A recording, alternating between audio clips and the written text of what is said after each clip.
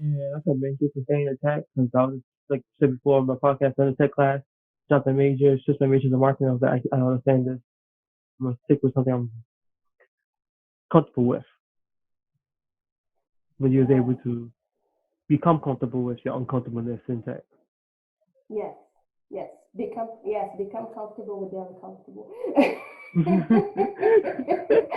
Yes. Yeah. I lay on the scale, you gotta glow, you gotta glow. She had my attention, she gotta know. I'd like to welcome everyone to another episode of the Let's Get It podcast. I'm your host Zeke, and in this episode, I have my friend Liza to speak about studying computer science and how she got to Pixar. You can find her podcast, This Is Me, by clicking the link in the description below or going to all major podcasting platforms. I'll leave a content warning for any strong language used in this episode, and hope you have a nice day and enjoy the show. So, thank you for coming on the podcast. Thank you for having me. No problem. And first question I'd like to ask is, what would your origin story be, and how would you like to represent it? So my origin story would start in Brazil, because that's where I'm originally from, and I would represent it in a book, I think. And why a book? I think it's because there's so many details to share that I would like for people to be able to experience it in their own way. Nice, nice. So, we get into the topic at hand. So you're like in the tech creative field, right? Yeah. So how did that start? How did you get there? So it all started in high school when I found out about computer science as a major, but I didn't quite do anything towards it. I didn't have a class or anything. And then I went to college, and it was a really difficult journey to get into class and like just grasping the material. But once I got my first program, there was a program for called CUNY Codes, and that's when I got my hands on web development, and that was like one of the first things that I did as a computer science student, and that's how I got into the tech industry. Nice. So what got about computer science that really drew you in? Yeah, it was mostly the fact that it's human-computer interaction, and it's the study about human-computer interaction. That was something that was really boggling my mind, and I wanted to explore. And I found out about UX and how I could combine art, design, and technology. And then I went into UX, which is user experience research. And right after that, I found IT role, which was an internship that I did at Pixar, and then I did other things with hardware and quality assurance as well as web development. And I just really like to combine things, and so that's what drew me to it. Nice. And with combining all of that, so you seem like you was able to pull from different like parts of like the creative part into like UX and everything. Yeah, yeah. Like I really like that I can combine all different skills into one. And so that's what I love about technology and being a tech career. So going into technology, that's like a very male like dominant industry. Did you really think about that when you first joined, or you just like, I like this, I'm gonna keep doing it? Yeah, it's funny that you asked that because I didn't really know until I was actually in college, and I was just one of other three girls in class. And I didn't really think much about it until 2016 when they actually started having programs for women in technology, when I got to see more women in tech and from all over the CUNY schools in New York City. what kept me motivated. So that was really helpful. Yeah, having like just a group of people that of other women also in the tech industry that I wasn't so alone. But, yeah. So I just kept going because I had the support system as well. And since not knowing at the beginning, do you think it really helped you to stay in the course that you didn't have like the initial discouragement? Do you just like this was something you enjoy, so you just like, oh, I'm just keep doing it?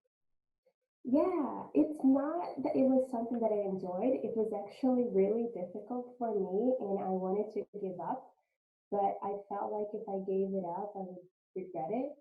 So I kept trying, even though I actually dropped the class, the Introduction to Computer Science class, 2 times because I just couldn't do it. And then by the third time that I took it, I actually asked the dean of the computer science department to write me a letter to take the class again. So, and that's the time that I actually got an amazing professor, and he actually treated the students as beginners, and I was actually able to learn and continue on the path. So I think it's important also uh, who the professor is, and so many different factors too. Like me choosing to only take that one class that semester was also a big factor. So yeah, it was actually very difficult. Not something that I was originally passionate about because it was very difficult, but then I became passionate because of the people that I met along the way.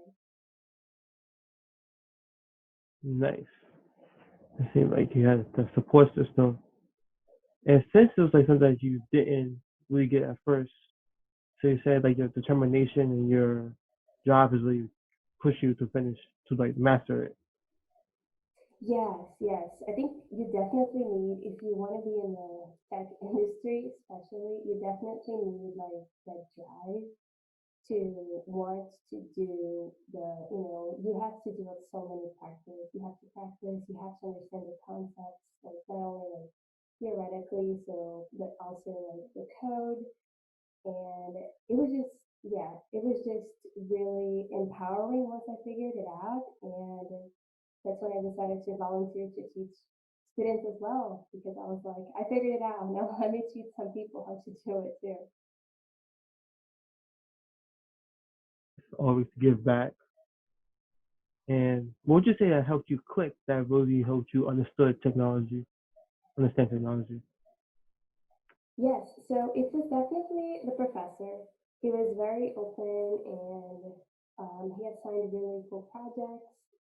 And yeah, and oh, and there was also, I had a group of friends that we just started a study group that was really helpful as well for accountability.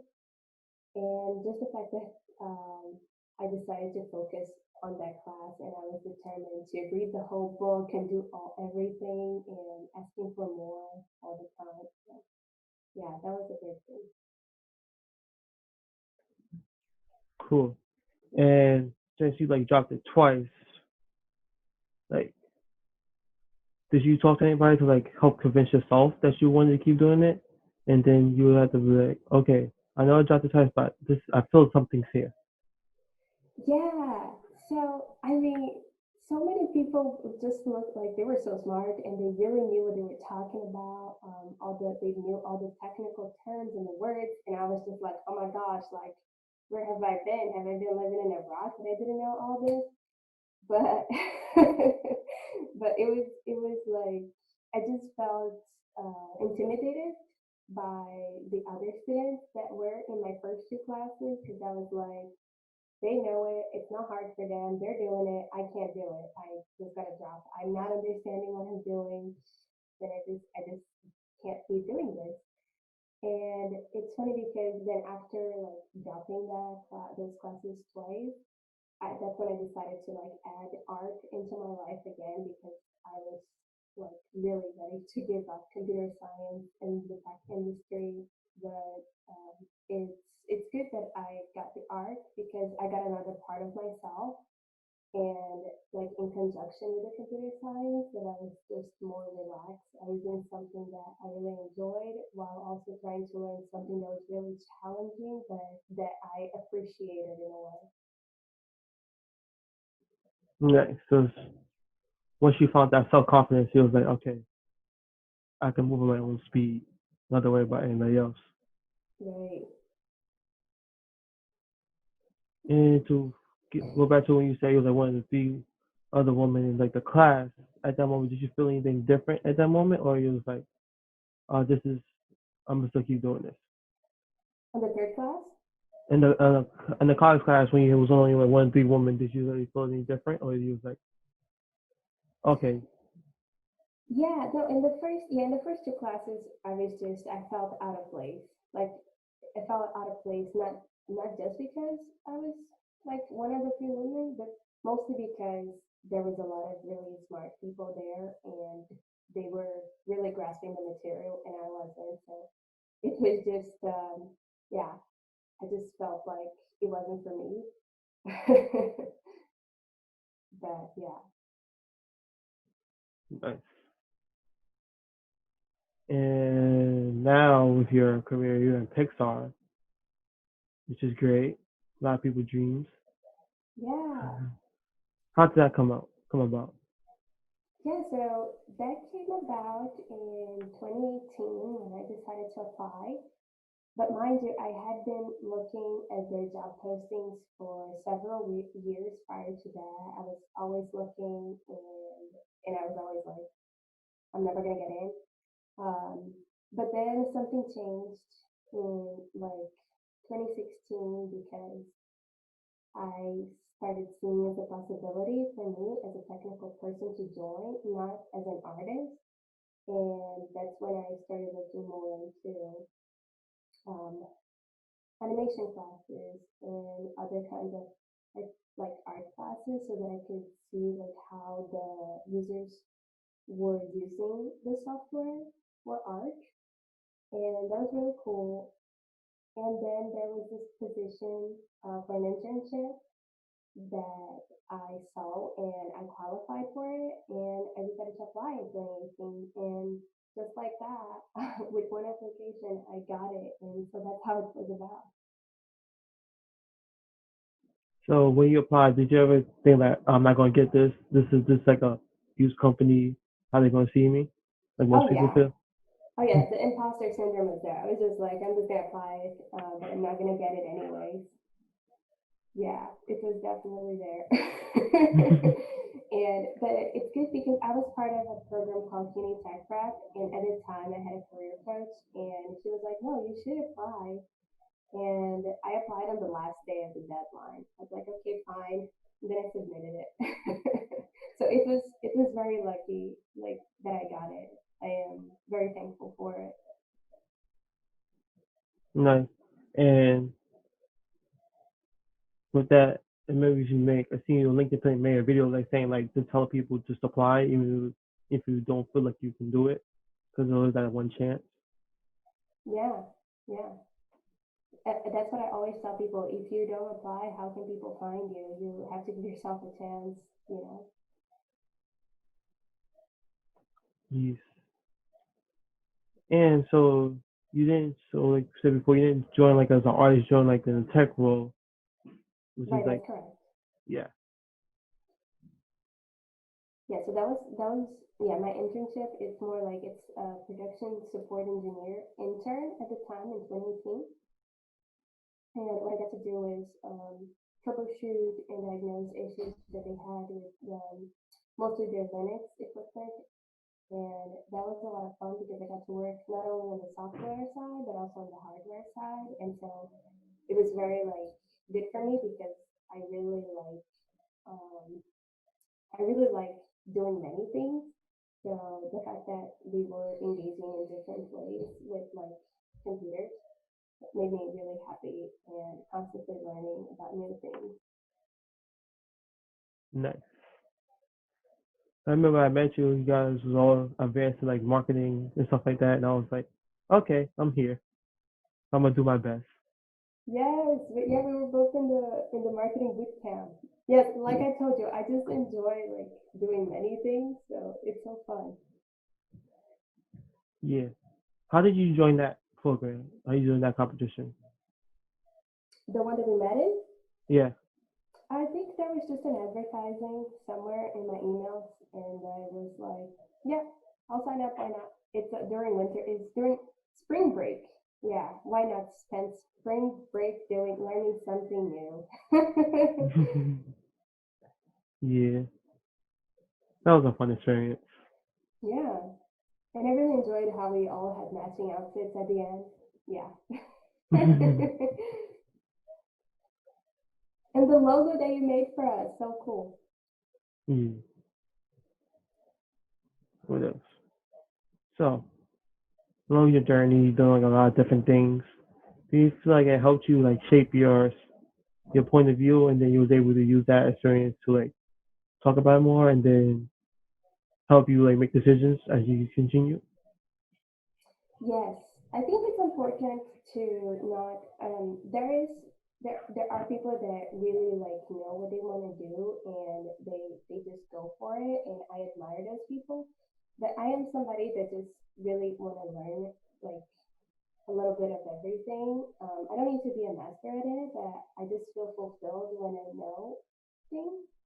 So yeah, for me, like just having various experiences as a designer, as a developer, as a quality assurance, as an engineer, like those have really helped me connect things in a way that I don't think I would have been able to if I didn't have those experiences. So I'm really grateful that I took the leap in different things, and yeah, and I was able to connect them into what I do now. And I commend you for staying in tech because I was like I said before in my podcast in the tech class, dropped a major, switched my major to marketing. I was like, I don't understand this. I'm gonna stick with something I'm comfortable with. But you was Yeah. able to become comfortable with your uncomfortableness in tech. Yes. Yes. Become comfortable with the uncomfortable. Yes. I'm going to write that down. I'm going to patent that in the moment. Yes. Yes. I actually, yeah, I like that because I, I would say I'm not really afraid to take risks in that way. Like that's what it is. It has made me learn that it's okay to take risks and you don't have to like fit into a box to do what you want to do, if that makes sense. Like you can take transferable skills from whatever you're doing now into something that you want to do later. So like just making sure that you're connecting things together and that you can see it in that way and can present it in that way is just like really important as I move forward in my career, I would say. Like and that's been helpful for me and just something that I wanted to share.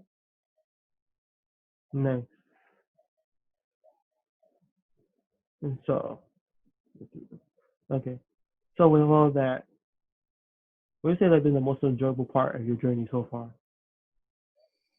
Ooh, the most enjoyable part. I think it's just taking the knowledge that I've learned every time and then letting somebody else know how to get there as well. That has been like really fulfilling. Like personally, I just really enjoy like mentoring and helping students to achieve their goals. But like for my job specifically, I think just learning from my team, it's always okay to ask for help. And I think it's an environment that it's okay to fail, and then like somebody else will help you to do it the right way and things like that. Like I'm really grateful for that, and I think that that's one thing that's enjoyable because I wouldn't want to be in a place that doesn't allow you to fail and how is that gonna help you grow? So I just feel that sense of growth because I'm constantly learning from my teammates. Nice. The themes that come on these episodes is like gonna have the people around you that you trust and then you can build from. Right. And in tech, is it easy for you like to build connections with people, or do you have to like look for them, like, actively look for them? I think definitely if you're somebody that wants to go into tech, definitely networking events. I know pre-COVID there's so many meetups in New York City right now a lot of the meetups are online, and they do have spreadsheets at the end where you can connect with other people. So just keeping an eye out for that and participating in those. I think it's very important. Cool. And if not tech, what would be like your backup plan? Uh, I think that's a tough one because everything's technology. So I'm in IT, but I also do like some UX, help some small businesses with their websites, and so those are usually my go-to. But I think if that was not the case, I would probably be drawing comics. I guess that's one thing that I enjoy doing too. But yeah. And then with UX, how is it like trying to figure out what like the user experience would be? Like how is it like trying to figure out what if somebody comes to a landing page, how would they interact with it? I was like reversing that process. Yeah, it all depends on what the target audience for the business that you're designing to is looking for. And you have to do the research, and there's many tools out there for you to do the research. And then once you do the research, you have to see how you want the information to be like configured on the website so it's accessible for people to come in and get to the point to what they want, and they should know what the website's about. So it's just a lot of time doing research and understanding human behavior, especially with the web and things like that. That's mostly like the UX is mostly like the research and the information architecture for me. That's mostly what I do. Cool. 'Cause I remember trying to build the website for the podcast. I was like, how can somebody look at this and how would they interact with it? But also how they interact with it if they keep coming back. It was that the return customer versus the new customer, trying to balance that. Yeah, yes. So there's definitely like there's a lot that goes into it. So it's yeah. It's just fulfilling too to make things accessible, because there's so much information out there. How can we make it accessible so that everybody can get a chance to see it and understand it? Cool. We're coming up in half an hour, so a few more questions.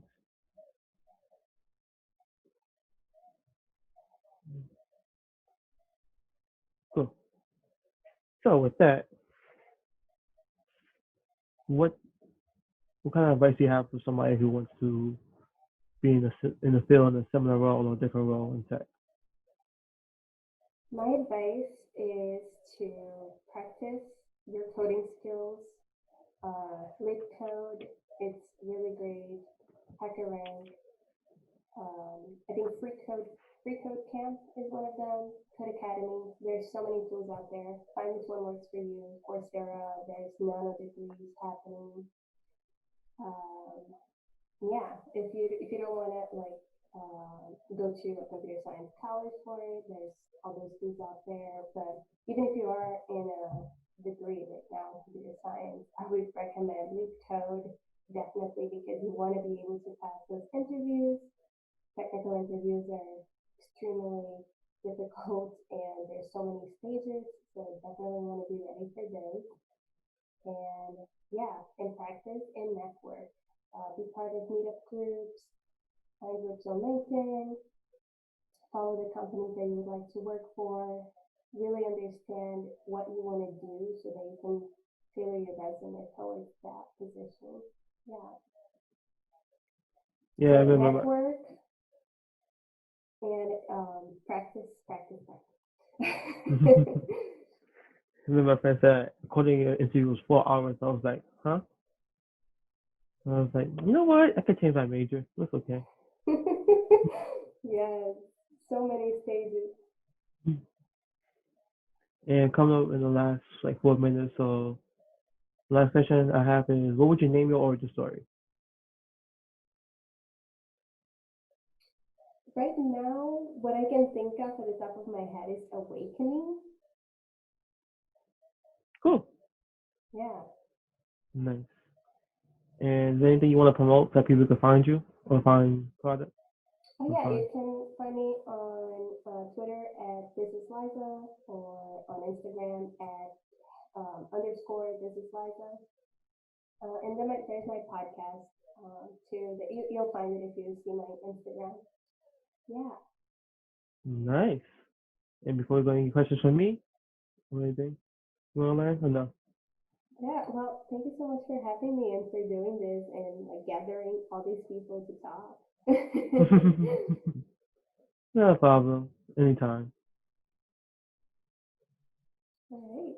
So it was Cool. Yeah. fun. Thanks for coming on, Yeah.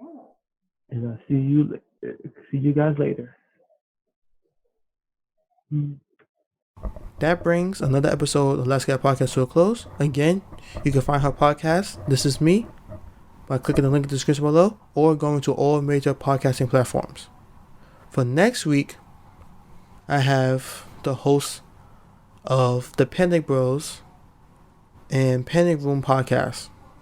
I hope you continue the next day, and I hope to see you there.